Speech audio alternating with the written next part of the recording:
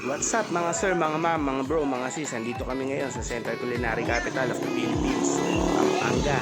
Tara, tikman natin yung naka-invento ng sisig. Original sisig, aling lusing. Which is binisita ng aking role model, Chef Anthony Bourdain. Ay idol. Tara, food check tayo. Ito yung grill station nila sa harapan. Hotdog 25 pesos per stick, pinaputok na bangos 185.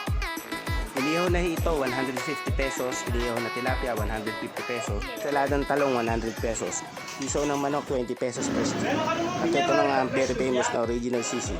Malutong na chichorong bulaklak for 210 pesos. Yung nalyempo for 220.